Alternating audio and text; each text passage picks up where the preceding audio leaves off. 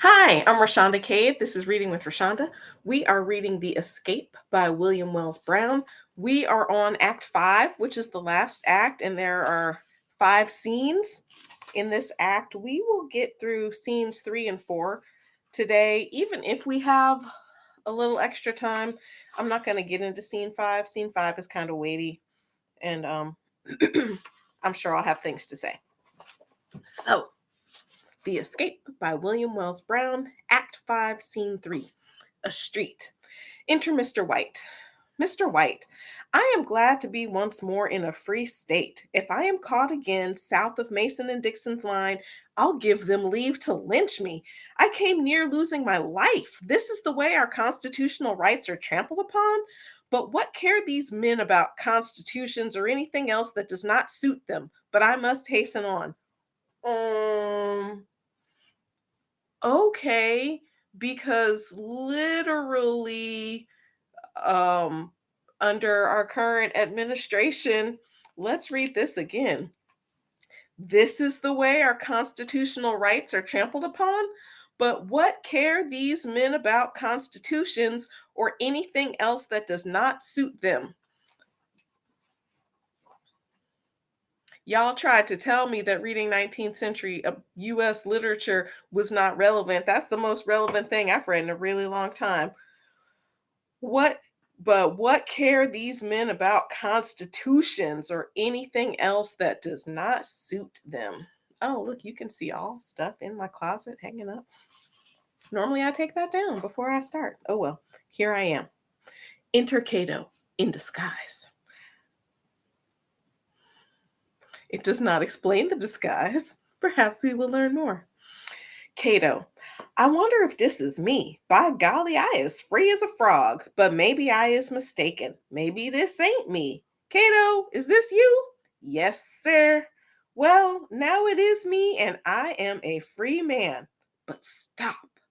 I must change my name, case old massa might follow me, and somebody might tell him that they seed Cato. So I'll change my name.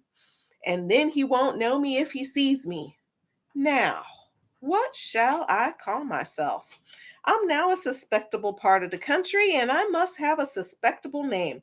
Ah, I'll call myself Alexander Washington Napoleon Pompey Caesar. There. Now that's a good, long, suspectable name, and everybody will suspect me. Let me see. I wonder if I can't make up a song on my escape. I'll try. Sir, Alexander Washington Napoleon Pompey Caesar, that is quite a name. And everybody will suspect you, just as you said. All right, so this is his song. I'm not going to try to sing it, but it apparently goes to the tune of Dearest May. I do not know that song. If y'all know it, put it in a chat. Like, tell me more. Now, freemen, listen to my song, a story I'll relate. It happened in the valley of the old Kentucky state. They marched me out into the field at every break of day and worked me there till late sunset without a cent of pay. And the chorus goes, they worked me all the day without a bit of pay and thought because they fed me well, I would not run away. Massa gave me his old coat and thought I'd happy be, but I had my eye on the North Star and thought of liberty. Old Massa locked the door and then he went to sleep. I dressed myself in my best clothes and jumped into the street. They worked me all the day without a bit of pay, so I took my flight in the middle of the night when the sun was gone away. Said I, this child's a free man now, he'll be a slave no more. I traveled faster all that night than I ever did before. I came up to a farmer's house just at the break of day and saw a white man standing there. Said he, you're a runaway. They worked me all the day without a bit of pay and thought because they fed me well, I would not run away. I told him I had left the whip and baying of the hound to find a place where man is man, if such there can be found. That I heard in Canada that all mankind are free, and that I was going there in search of liberty. They worked me all the day without a bit of pay, so I took my flight in the middle of the night when the sun was gone away. I've not committed any crime. Why should I run away? Oh, shame upon your laws that drive me off to Canada. I guess they want me to pronounce it Canada. You loudly boast of liberty and say your state is free, but if I tarry in your midst, will you protect me? They work me all the day without a bit of pay, and thought because they fed me well, I would not run away. They worked me all the day without a bit of pay, so I took flight in the middle of the night when the sun was gone away. Exit. So Cato sings, and it is in dialect, and he had a previous song that was like in the King's English. So what do you think? What do you think's going on with the difference between the dialect of one song and the lack of dialect of another? What I think is happening is in the song that was really about the kings, that was in the King's English, if I am remembering correctly, he was talking about the plight of enslaved people. I'm trying to go back and find it.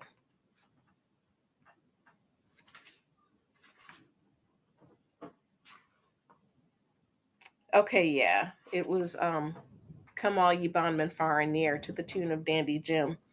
But it was about their plight, and they're thinking about going to Canada. And it was earlier in the play. And this, he's talking about, I am going to Canada. I have escaped. So I think the first one may have been like a call to the audience, because the audience was likely people for the abolitionist movement, and like, this is what's happening. And this one in dialect was like, I'm free, praise the Lord, I'm free, take that, all of y'all. Now that could very well have been in great upstanding, as it were, English, but I think the reason for the dialect here is to kind of evoke more emotion for it, particularly in the choruses. They worked me all day without a bit of pay, and thought because they fed me well, I would not run away. They worked me all day without a bit of pay, so I took my flight in the middle of the night when the sun was gone away. And so we've been talking about fleeing at night. We've been talking about the North Star. And I think here it's like, they thought I wouldn't run away because they fed me, but they were wrong. So I don't know if, like, I am kind of making a big deal between dialect and not, and I'm not explaining it super well, but I think it's something of note. And what do you think about it? You can tell us that too. So Cato exits, and now we are on scene 4, dining room table spread. Mrs. Neal and Charlotte.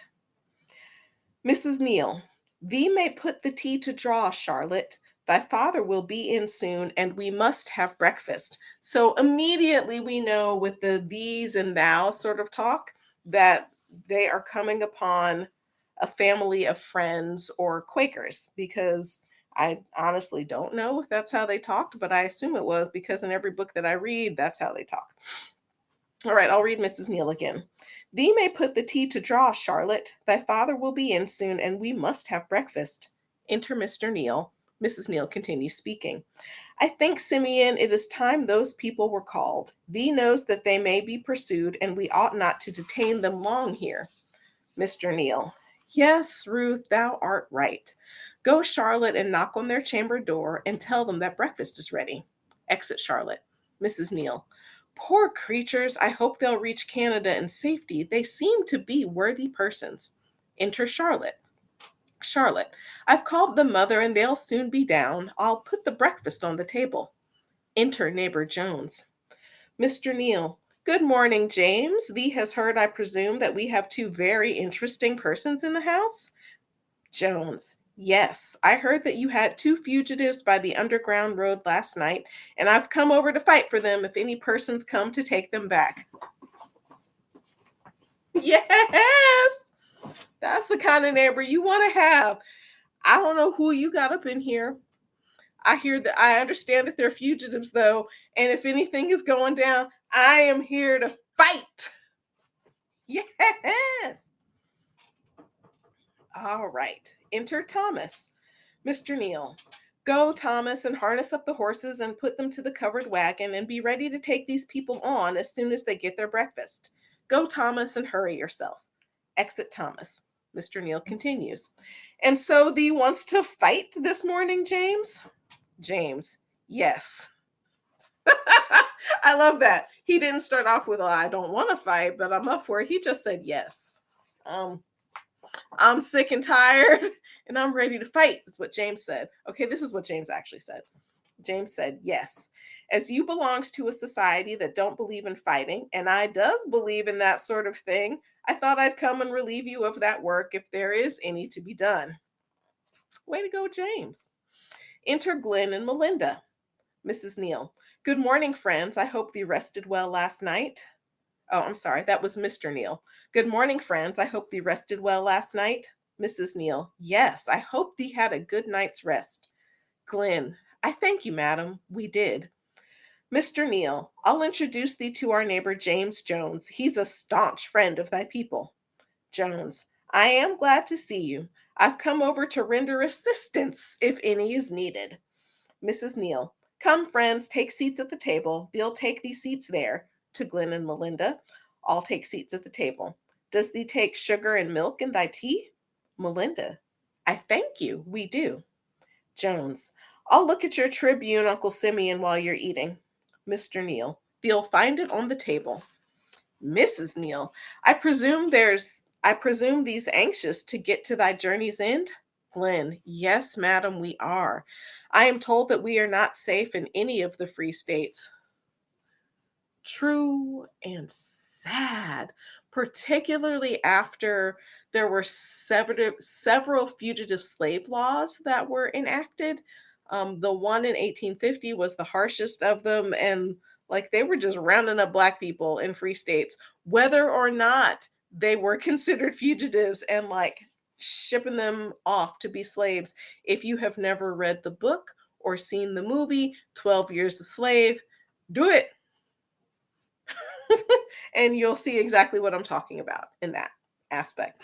And it was funny. I went and saw that movie with my mom, and we've not gone to see many movies together, so that stands out to me that I went to go see it with her. And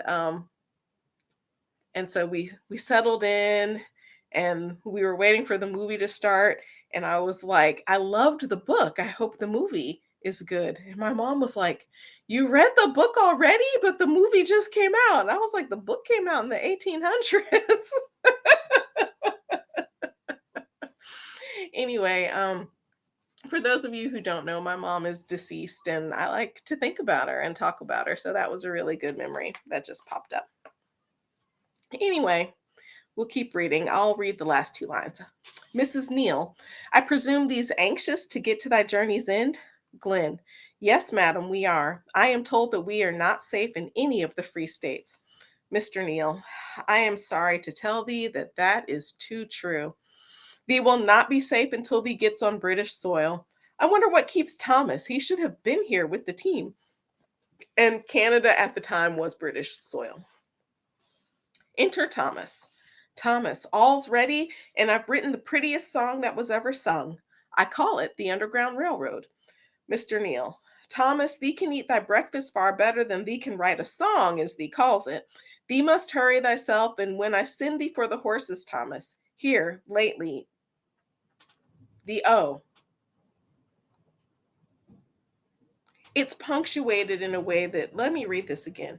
Thee must hurry thyself when I send thee for the horses, Thomas. Here lately thee takes thy time. Thomas, well, you see, I've been writing poetry. That's the reason I've been so long. If you wish it, I'll sing it to you. So now we have Thomas and Cato both singing their little hearts out. Jones, do let us hear the song. Mrs. Neal, yes, if Thomas has written a ditty, do let us hear it. Mr. Neal, well, Thomas, if thee has a ditty, thee may recite it to us. Thomas, well, I'll give it to you. Remember that I call it the Underground Railroad. It is sung to the tune, Wait for the Wagon. Is that wait for the wagon, wait for the wagon? Did I just make that up? I feel like I've heard that before, like in a musical or something.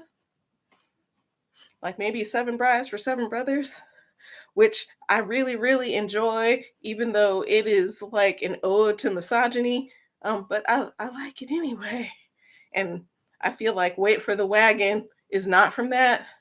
And I don't know why I'm doing this March thing. Okay, I'm just going to read Thomas's song. And remember that all of these songs and poetry and all of this is written by William Wells Brown. And like I'm saying that because it's like, oh, Thomas wrote a song. Well, William Wells Brown wrote a song and he chose to deliver the song through Thomas. So it's worth thinking about the songs that he writes and who he chooses to deliver the songs through. So here's Thomas's song. Oh, where is the invention of this growing age, claiming the attention of statesman, priest, or sage? In the many railways through the nation found, equal to the Yankees' railway underground. Chorus. No one hears the whistle or rolling of the cars while Negroes ride to freedom beyond the stripes and stars. Oh, I love that chorus. No one hears the whistle or rolling of the cars. Why not? Because it wasn't an actual railroad. People walked, got in wagons, ran, swam, hid out, but it wasn't a railroad. So there were no whistles or rolling of cars. So that's really clever to me. While Negroes ride to freedom beyond the stripes and stars. So notice the use of the word Negroes here versus the N word, which has been rampant in this. And freedom is beyond the stripes and stars, and the US flag is the stars and stripes. So I really like this chorus. All right, let's keep reading. On the southern borders are the railway stations. Negroes get free orders while on the plantations. For all of every color, first class cars are found while they ride to freedom by railway underground. Yes, first class cars. On the southern borders are the railway stations where Negroes get free orders. Yes. Okay. Let me do this again. On the southern borders are the railway stations. Negroes get free orders while on the plantations. For all of every color, first class cars are found while they ride to freedom by railway underground. And I like for all of every color because it's really saying anybody, but like also enslaved people came in every color. We've talked about white slaves. If you think of every complexion that exists, enslaved people who were legally black were all of those complexions. And so now the chorus.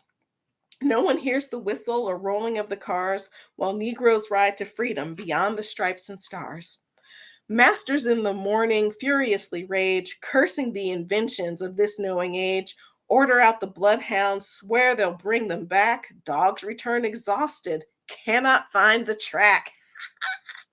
No one hears the whistle or rolling of the cars while Negroes ride to freedom beyond the stripes and stars. Travel is increasing, build a double track. Cars and engines wanted, they'll come, we have no lack. Clear the track of loafers, see that crowded car. Thousands passing yearly, stock is more than par. Thousands passing yearly, we're getting people out. Ah! No one hears the whistle or rolling of the cars while Negroes ride to freedom beyond the stripes and stars. Yeah, and that's it. I got like legitimately for real happy. People getting out, people getting free. Jones, well done, that's a good song. I'd like to have a copy of them verses. Knocks at the door. Charlotte goes to the door and returns. Enter Cato, still in disguise. Mr. Neal, who is this we have? Another of the outcasts, I presume? Cato, yes, sir. I is going to Canada and I met a man and he told me that you would give me some wittles and help me on the way. By golly, if there ain't Glenn and Melinda, they don't know me in these fine clothes. Goes up to them. Ah, chillin', I is one of you. I golly, I is here too. They shake hands. Glenn, why it is Cato as I live. Cato thought nobody would recognize him. Melinda, oh, Cato, I am so glad to see you. But how did you get here? Cato, ah, child, I came with old Master to hunt you. And you see, I got tired of hunting you, and now I am hunting for Canada. I left the old boss in the bed at the hotel, and you see, I thought afore I left Massa, I'd just change clothes with them. So you see, I is fixed up. Ha chillin'. I is gwine with you. Mrs. Neal, come, sit down then and have some breakfast. Cato, thank you, madam, I'll do that. Sits down and eats. Mr. Neal, this is pleasant for thee to meet one of thy friends. Glenn, yes, sir, it is. I would be glad if we could meet more of them. I have a mother and sister still in slavery, and I would give worlds if I possessed them, if by doing so I could release them from their bondage. Thomas, we are all ready, sir, and the wagon is waiting. Mrs. Neal, yes, thee had better start. Cato, if anybody tries to take me back to old Massa, I'll pull every tooth out of their heads, that I will. As soon as I get to Canada, I'll set up a doctor shop, and won't I be poplar? Den I reckon I will. I'll pull teeth for all the people in Canada. Oh, how I wish I had Hannah with me. It makes me feel bad when I think I ain't a going to see my wife no more. But come, chillin', let's be making tracks. They say we is most to the British side. Mr. Neal, yes, a few miles further and you'll be safe beyond the reach of the fugitive slave law. What we just talked about. Cato, that's the talk for this child. Exit. So that ends scene 4 of The Escape by William Wells Brown. So today we read Act 5, scenes 3 and 4. I'm Rashonda Cade. This is Reading with Rashonda. Until next time, bye bye.